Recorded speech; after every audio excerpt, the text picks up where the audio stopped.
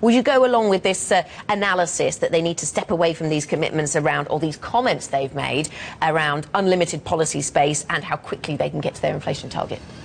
It's a tricky one. I can see both sides. I think, you know, in terms of achieving the 2% target, I agree. Is it a lie? I think it's a failure, perhaps. But I can also see Governor Erode's concern in doing that, which would be to send a signal to the markets that perhaps they're giving up on that goal. And of course, the whole crux of what they're trying to do is stir this, as Erode has called it, the deflation mindset that exists in Japan after 20 years of mild deflation. So for the BOJ to throw in the towel and abandon these commitments because they feel they're unrealistic could have a very powerful impact on inflation expectations. So I can see both sides. Certainly getting to 2% is, I think, very unrealistic. But of course we shouldn't discount the fact that getting to 1% and maintaining that for a period of time is success when you consider we've had nearly 20 years of mild deflation.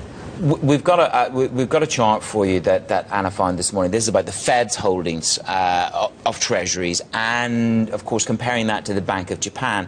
And the story needs to end two big lies, but also the Bank of Japan now owns about a third of the total market of debt. They are going to run against buffers in terms of their ability to continue to buy. It's one of those great debates.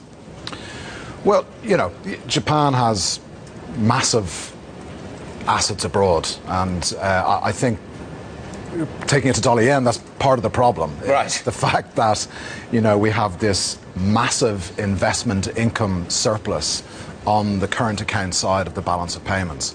And what happened during the period of devaluation was a lot of these investment income surpluses that get converted back to the Japanese yen, more and more, or a bigger portion of that, wasn't converted because of the movement in dollar yen. In yen terms, their income was growing in size. But then once the momentum turns, then the psychology has shifted, and now more and more of those investment income surplus will be converted back into the Japanese yen. So it's that current account surplus, over 4% of GDP, that is really a big element of support. So just briefly, if we get no move from the BOJ, no new news, what happens to the yen? This month, I mean. Well, if we were trading 106-ish where we are today, I think we'd be back towards 100 very quickly.